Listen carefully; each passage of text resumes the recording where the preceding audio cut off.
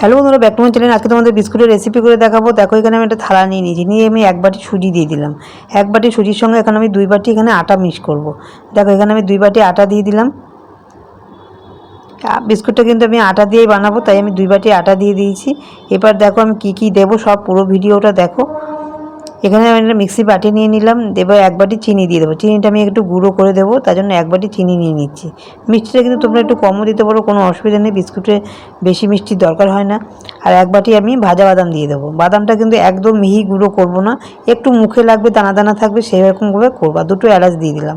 এলাচের ফ্লেভারটা দিলে বিস্কুটটা আরও টেস্টি হয়ে যাবে। ঠিক আছে, এবার এটাকে আমি গুঁড়ো করে নেব। দেখো, চিনিটা আর বাদামটা গুঁড়ো করে নিয়েছি। বাদাম কিন্তু আমি একেবারে বেশি গুঁড়ো করিনি, মুখে দাঁড়াতে লাগবে, একটু দানা দানা পড়বে, তাহলে কিন্তু বিস্কুটটা খেতে কিন্তু ভালো লাগবে, বুঝেছো? এই জন্য একটু দানা দানাভাবে আমি বাদামটা গুঁড়ো করেছি। চিনি আর বাদামটা মিশিয়ে দিলাম। এখানে দিয়ে দেবো আমি কিছু সাদা তিল। এই দেখো, 2 চামচের মতো সাদা তিল দিয়ে দিলাম। তারপরে দিয়ে দেবো আমি এখানে বেকিং পাউডার 1/2 চামচ। বেকিং পাউডার না থাকলে তোমরা এখানে খাওয়ার সোডাও দিতে পারো, কোনো অসুবিধা নেই। বেকিং পাউডার দিয়ে দিলাম 1/2 চামচ। 1/2 চামচ নুন দিয়ে দিলাম। এরপর দিয়ে দেবো আমি এখানে গাওয়া ঘি। তোমরা গাওয়া ঘির বদলে এটা সাদা তেলও দিতে পারো, কোনো অসুবিধা হবে না। সাদা তেল দিলে তেল দিয়ে দিতে করতে পারো, কিন্তু গাওয়া ঘিটা দিলে কি আর স্বাদটা একটু বেশি বেড়ে যায়। তাই আমি এখানে গাওয়া ঘি দিয়ে ভালো করে এবার এটাকে মোল দিয়ে নিতে হবে। মোলটা কিন্তু খুব সুন্দর করে দিতে হবে, যাতে বিস্কুটটা একদম খাস্তা হবে। ঠিক আছে, কী করে বুঝবে মোলটা কীভাবে দিলে বোঝা যাবে যে মোলটা ভালো পারফেক্ট হয়েছে? দেখো, আমি তোমাদের বলে দিচ্ছি।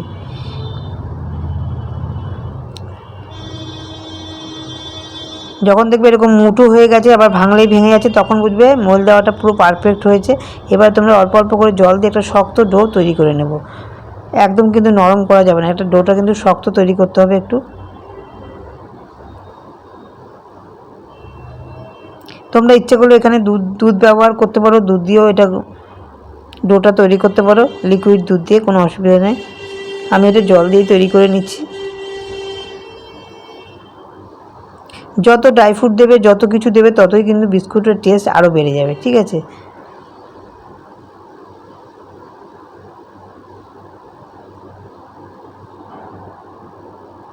দেখো এইভাবে আমি একটা শক্ত করে ডো তৈরি করে নিয়েছি। এবার অল্প একটু সাদা তেল দিয়ে একটুখানি ওপর দিয়ে একটু মুছে নেব।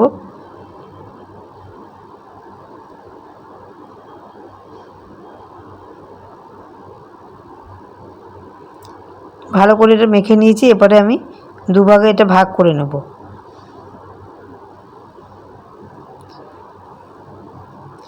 এবার 2টো লিচি কেটে নিচ্ছি।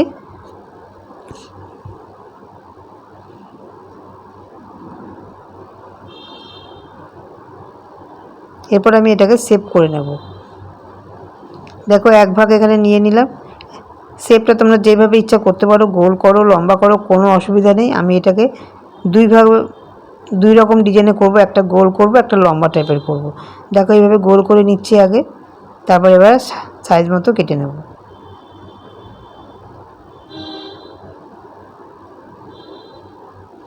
বিস্কুট বানানো কিন্তু একেবারেই সোজা। তোমরা চা বসিয়েও এই বিস্কুটটা তৈরি করে নিতে পারো। খুব অল্প সময়, খুব কম সময়ে বানিয়ে নেওয়া যায়। বাড়িতে একবার হলেও বিস্কুটটা বানিয়ে ট্রাই করবে, খেতেও কিন্তু দারুণ লাগে। ঠিক আছে, দোকানের বিস্কুট থেকে কোনো অংশেই কম না, খুবই দারুণ লাগে খেতে। এবার দেখো, আমি চাকু দিয়ে একটু ডিজাইন করে দেবো। আমি গোল করে নিয়েছি, একটু চাকু দিয়ে ডিজাইন করে দিলাম, যাতে দেখতে সুন্দর লাগবে, তার জন্য, আর কিছু না। এইভাবে সমস্ত বিস্কুটগুলো আমি তৈরি করে নেব। উপর দিয়ে একটু ডিজাইন করে দিলাম।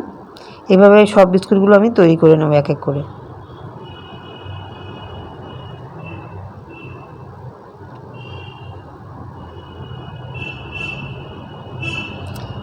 দেখো, বিস্কুটগুলো সব তৈরি হয়ে গেছে। এবার আমি গ্যাসে গরম তেল বসিয়ে দিয়েছি। কড়াইতে তেল দিয়ে দিয়েছি, সাদা তেল। তেলটা কিন্তু বেশি রাগ করা যাবে না, হালকা গরম হবে তখনই বিস্কুটগুলো দিয়ে দিতে হবে। বেশি গরম করলে হবে না, তাহলে কিন্তু একদম তাড়াতাড়ি লাল হয়ে যাবে, বিস্কুটটার ওপর দিয়ে তাড়াতাড়ি লাল হয়ে যাবে, ভিতরে কিন্তু কাঁচা থেকে যাবে। ওই জন্য হালকা তেলটা গরম হলেই বিস্কুটটা দিয়ে দিতে হবে। আর বিস্কুটটা ভাজতে কিন্তু বেশি সময় লাগে না। দেখো, অল্প সময়ে বিস্কুটটা ভাজা হয়ে যাচ্ছে, খুব কম সময়ে বিস্কুটটা ভাজা হয়ে যায়।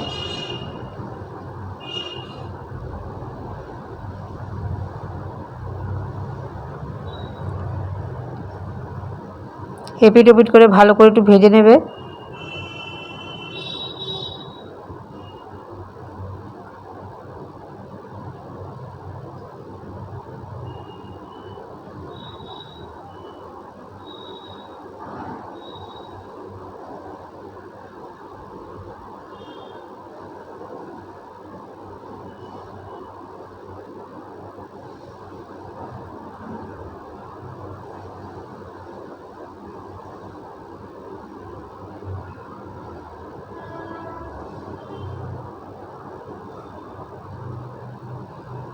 দেখো বিস্কুটটা কিন্তু আমার ভাজা হয়ে গেছে। এরপর আমি তেল থেকে তুলে নেব বিস্কুটগুলো।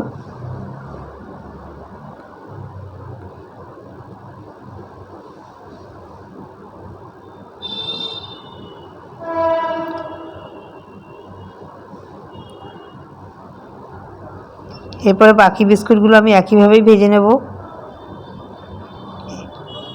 এই বিস্কুটগুলো দেখো আমি এর শেপটা করেছি ঠিক লম্বা টাইপের, এরকম লম্বা টাইপের বিস্কুট কিন্তু দোকানে পাওয়া যায়, তাই আমি কিছু বিস্কুট এরকম লম্বা টাইপের শেপ করে করেছি। তোমরা তোমাদের ইচ্ছা মতো শেপ করতে পারো, কোনো ব্যাপার নেই, খেতে কিন্তু একই লাগবে, ঠিক আছে।